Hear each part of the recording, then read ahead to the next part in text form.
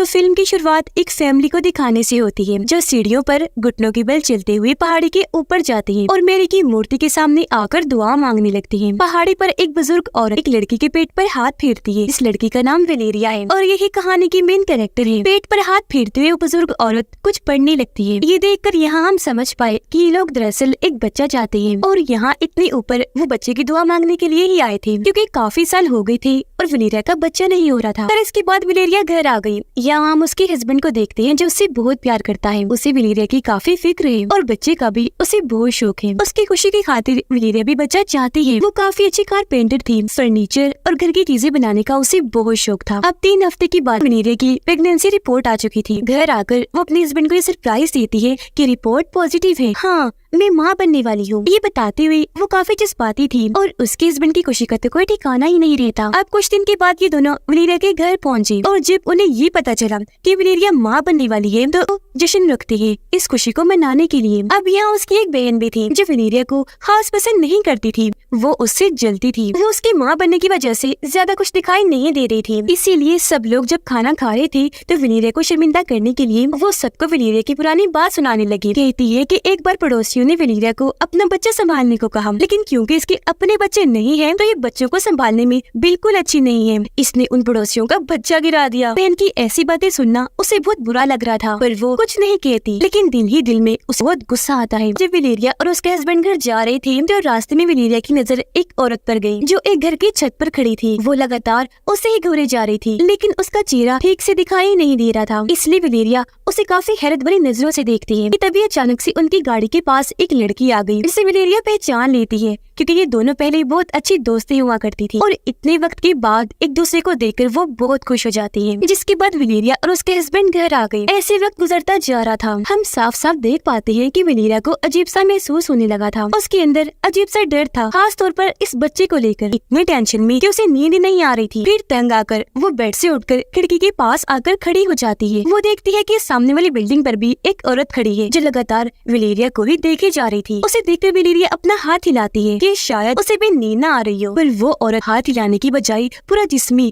बड़ी अजीब तरह मोड़ने लगती है। जो चीज उसे काफी अजीब लगती है। वो हैरत में पड़ गई। लेकिन अगले ही पल वो औरत छत से कूद जाती है। वो मरी नहीं थी, बस उसकी हड्डियां टूट गई थी। वो मुंह की बल गिरी थी और रेंगती हुई उसकी बिल्डिंग की तरफ ही बढ़ने लगी थी। उसे देखकर वेलेरिया काफी डर गई। उसे अपनी आंखों पर यकीन नहीं आ रहा था कि मैंने क्या देख लिया। जोर जोर से वो चिल्लाने लगती है, पर वो औरत लगातार इसकी बिल्डिंग की तरफ ही बढ़ती जा रही थी। इस वजह से डरते हुए उसके मुंह से जोरदार चीख निकल गई, जिसकी आवाज से उसके हस्बैंड जाग गया। तो वो जल्दी से अपने हस्बैंड के पास आई। बुरी तरह हाँफ रही थी। उठाकर उसे बाहर लाती है। सारी बात समझाकर नीचे औरत की तरफ इशारा करती है, पर हैरत अब वहाँ पर कोई भी नहीं होता। तब उसका हस्बैंड कहता है कि जब कोई औरत माँ बनती है तो उसके साथ ऐसा होता रहता है। अजीब ख्याल सताते हैं, तो ये जरूर तुम्हारी प्रेगनेंसी की वजह से हो रहा होगा। ये कहकर वो बात को नजरअंदाज कर देता है। तो वेलेरिया को भी ऐसे ही लगता है। वेलेरिया सोचती है कि अगर मैं फ्री रही तो उल्टा सीधा सोच कर टेंशन लूंगी, तो क्यों न खुद को मसरूफ रखूं। तब इस सोच के साथ वो अपने बच्चे का कमरा तैयार करती है, जैसे कि कमरे की बहुत अच्छी साफ सफाई करके दीवारों पर पेंट करती है और झूला वगैरह लगा के सजा देती है। फिर रात को अपने हस्बैंड से कहती है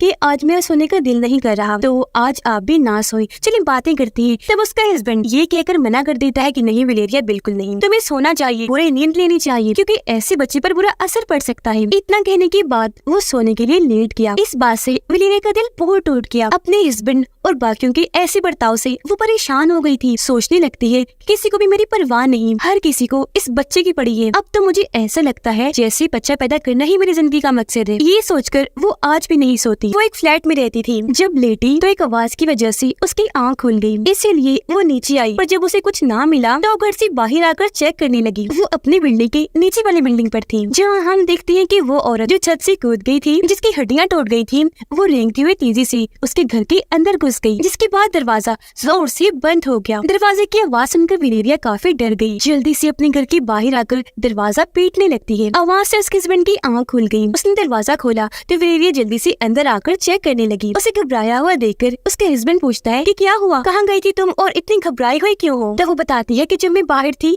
तो मैंने जोरदार दरवाजे की आवाज सुनी, मुझे लगता है घर के अंदर कोई घुस आया है। इस पर उसका हस्बैंड समझाने लगता है कि देखो ऐसा कुछ नहीं हुआ होगा, तेज हवा की वजह से दरवाजा बंद हुआ होगा। इन सारे हालात की वजह से वलेरिया काफी परेशान हो गई थी। उसको लगता है कि शायद मेरे ऊपर कोई बुरा साया हो गया है। तो अपनी मोम के साथ वो एक औरत के पास गई जो रिचुअल यानी जादू करने और इस तरह की चीजें करने में काफी माहिर थी। वो वलेरिया पर भी रिचुअल करके चेक करती है कि मसला क्या है। कहती है कि तुम्हारा बच्चा बिल्कुल नॉर्मल होगा, सब ठीक रहेगा, लेकिन साथ साथ मुझे कुछ बुरे असरात भी दिखाई दे रहे हैं, कोई मसले गड़बड़ वगैरह, पर तुम फिक्र ना करो, मैं सब ठीक करने की कोशिश करूंगी। अब दिन ऐसे गुजरते गए, लेकिन वो बुरे ख्याल वलेरिया को अभी भी परेशान कर रहे थे। जैसे कि एक दिन जब वो सोने की कोशिश करती है तो उसे ऐसा महसूस होता है जैसे वो रेंगने वाली औरत मेरे कमरे में आ गई है और उसने जोर से मेरा पैर पकड़ के मोड़ दिया है, जिससे मुझे इतनी तकलीफ हुई कि मैं फौरन चीखते हुए जाग गई। इस वक्त उसके हस्बैंड घर पर ही था। उसके चीख की आवाज सुनकर वो फौरन वहाँ आ गया, पर इस बार भी उसे बस उसका बुरा सपना ही लगता है। फिर अब यहाँ से हमें वलेरिया की पास्ट यानी माजी में ले जाया गया। उस वक्त जब वो जवान तो थी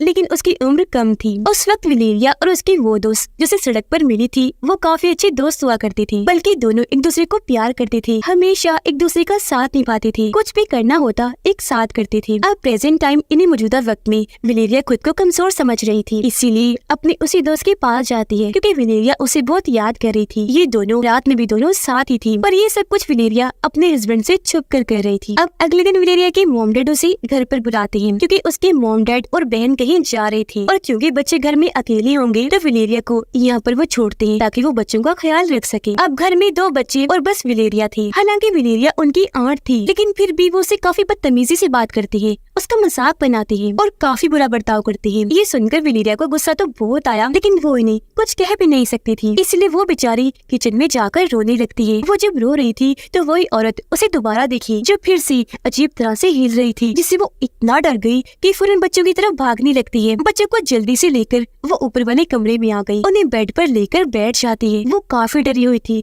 क्योंकि उसे एक डरावनी सी आवाज सुनाई देने लगी थी। उसे डरा हुआ देखकर बच्चे भी काफी डर जाते हैं। अब यहाँ हमें पता चला कि जाने से पहले वलेरिया के डैड ने उसे एक बटन दिया था, ये कहते हुए कि जब भी कोई मसला हुआ ये बटन दबा देना, तब तुम्हारी मदद करने पड़ोसी आ जाएंगे। और अब इससे बड़ी और क्या मुसीबत हो सकती थी, इसलिए वलेरिया उस बटन को दबा देती है, जिसके बाद पड़ोसी वहाँ आ गए। वो पूरे घर को चेक करती है पर वहाँ कुछ भी नहीं मिलता, लेकिन उनके डॉग को मार दिया गया था। सबको लगता है कि वो पागल हो रही है, उसका दिमागी तवाज़ुन खराब है, इसीलिए ऐसी बातें कर रही है। उसकी बहन तो उसे काफी बातें सुनाने लगती है क्योंकि जब वलेरिया उसके बच्चों को कमरे में ले जा रही थी तो बच्चों को चोट लग गई थी। तो उसकी बहन को लगता है कि उसने जानबूझकर बच्चों को चोट पहुंचाई और उन्हें डराने के लिए डॉग को मार दिया। दुखी होकर वो बच्चे के कमरे में आई और वहाँ अपना गम हल्का करने के लिए सिगरेट पीने लगती है। उसने जैसे बच्चे के झूले की तरफ देखा तो वहाँ उसे किसी का हाथ दिखा, जैसे कोई वहाँ से बाहर आने की कोशिश कर रहा हो, और फिर वो बच्चे के झूले का एक डंडा तोड़ देता है, जिससे वो इतना डर गई कि चिल्लाते हुए बाहर आ जाती है। आवाज सुनकर उसके हस्बैंड वहाँ आ गया, पर तभी उसे जलने की स्मेल आने लगी और जब इन्होंने अंदर जाकर देखा तो बच्चे के झूले में आग लगी हुई थी, उसे पूरी तरह जला दिया गया था। ये देखकर उसके हस्बैंड को वलेरिया पर ही शक होने लगा। वो कहता है कि अब तक मैं तुमसे प्यार से पेश आता रहा, लेकिन अब मुझे पूरा यकीन है कि तुम ये बच्चा चाहते ही नहीं, जब भी ऐसी अजीब हरकतें कर रही हो। इन हालात से वो तंग आ चुका था, इसीलिए अपनी मॉम को बुलाता है, जहाँ ये लोग फैसला करते हैं कि हम वलेरिया को मेंटल हॉस्पिटल में दाखिल कर देंगे बच्चे की खातिर, सिर्फ कुछ दिन के लिए, ताकि बच्चे को वो कोई नुकसान न पहुँचा दे। अब शाम को वलेरिया काफी उदास थी, इसीलिए क्लब में आ गई जहाँ सभी लोग पागलों की तरह डांस कर रहे थे। अब लोगों की भीड़ में भी उसे अजीब तरह के ख्याल आने लगे, जिससे सभी लोगों के उसे डरावने चेहरे लग रहे थे। और फिर अचानक उसकी तबीयत खराब होने लगी क्योंकि उसका बच्चा पैदा होने का वक्त आ गया था, जिसके अगले ही पल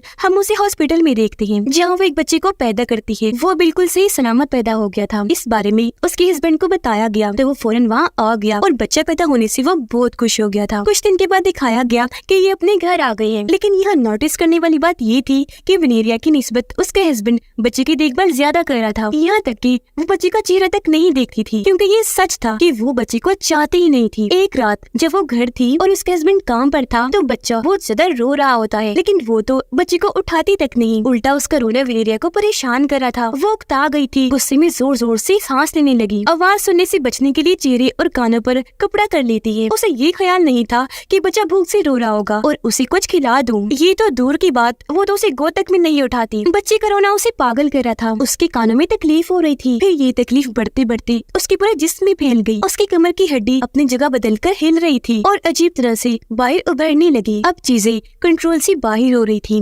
इसीलिए वो अपने बच्चे को फ्रिज में रख देती है, फिर वापस अपनी जगह पर आकर मजे से सो जाती है। कुछ देर के बाद जब उसे होश आई तो बच्चे का ख्याल आते ही कूदकर वो बेड से उठती है और हर जगह बच्चे को ढूंढने लगी, क्योंकि उसे याद नहीं था कि मैंने उसे कहाँ रख दिया। खिड़की भी खुली थी, उसने सोचा कि मैंने शायद बच्चे को गिरा दिया होगा। अब जब वो फ्रिज खोलती है तो बच्चा मिल गया, जो जिंदा था और खुशकिस्मती से बिल्कुल ठीक भी। उसे गोद में लेकर वो रोने लगती है। उसे इस बात का एहसास हुआ कि मैं अपने कंट्रोल में नहीं हूँ और चीजें दिन ब दिन खराब होती जा रही है। वो इस बारे में अपने दोस्त को बताती है और ये दोनों बच्चे को लेकर उसी औरत के पास जाती है जो जादू मंत्र करने में माहिर थी, जिसके पास वलेरिया पहले भी आ चुकी थी। जब ये वहाँ पहुँची तो अब की बार 4 औरतें मिलकर उस पर रिचुअल करने लगती है। वो बच्चे को बांधकर वलेरिया का मुंह पानी में डुबो देती है, जहाँ वलेरिया एक अलग ही दुनिया में पहुँच गई, यानी जंगल में। जंगल में आगे बढ़ने पर वो वहाँ बड़ी ही अजीब औरतों को देखती है जिन्होंने कपड़े नहीं पहने थे और वो अपने जिस्म को अजीब तरह से झुका रही थी और मोड़ रही थी। वो धीरे धीरे वलेरिया की तरफ बढ़ने लगी और उसे पूरी तरह पकड़ के जकड़ लेती है। फिर जैसे उन्होंने छोड़ा, वलेरिया एक खाली कमरे में पहुंच गई, जहां उसे कोई खड़ा हुआ देखा और ये और कोई नहीं बल्कि वही साया, वही औरत थी जो हमेशा उसे बुरे ख्याल दिखाती थी, जिसका नाम बोन वुमेन था। वो अपना सर मोड़ती है तब वलेरिया देखती है कि ये तो मेरा ही कोई दूसरा रूप है जिसने खुद को कपड़े में लपेटा हुआ था। तभी अचानक वहाँ आग लग गई, जिसमें उसका दूसरा रूप पूरी तरह से आग की लपेट में आ गया और वो जलकर वही खत्म हो जाती है। इसी के साथ वलेरिया की आँख खुल गई थी, जहाँ वो सारी सच्चाई जान गई थी और अब वो दिल से अपने बच्चे को प्यार करती है, उसे चूमती है। इसके बाद वो घर आ गई, पर यहाँ हमें पता चला कि वलेरिया कभी भी ऐसी जिंदगी नहीं चाहती थी। ना वो शादी करना और ना ही बच्चा पैदा करना चाहती थी, बल्कि अपनी आजाद जिंदगी अपने दोस्त के साथ गुजारना चाहती थी। इसलिए आज वो अपने हस्बैंड और अपने बच्चे को अलविदा कहकर चली जाती है, क्योंकि वो जानती थी कि मैं ये जिम्मेदारी नहीं निभा पाऊंगी। वलेरिया इस जिंदगी से तंग थी, क्योंकि जो वो नहीं चाहती थी, जैसे शादी और बच्चा, उसे उस हिसाब से चलना पड़ रहा था। यही वजह है कि उसे हर तरफ बहुत शैतान दिखाई दे रहे थे, वो भी उसके अपने ही रूप में। ऐसा लग रहा था जैसे उसे शैतानों ने जकड़ लिया हो। इसलिए जब वो होश में आई तो सब कुछ जान गई थी, क्योंकि उसका डिप्रेशन, टेंशन बाहर आ गई थी। उसे समझ लग गई थी कि मुझे क्या करना चाहिए, और उसके रूप के बार बार नजर आने का मकसद भी यही था कि वो वलेरिया को समझाने की कोशिश कर रहा था कि तुम्हें इस जिंदगी को छोड़कर अपनी असली जिंदगी अपने दोस्त के पास चले जाना चाहिए, क्योंकि ऐसे घुट घुट कर तुम नहीं जियोगी। इस फिल्म की कहानी इधर ही खत्म हो जाती है।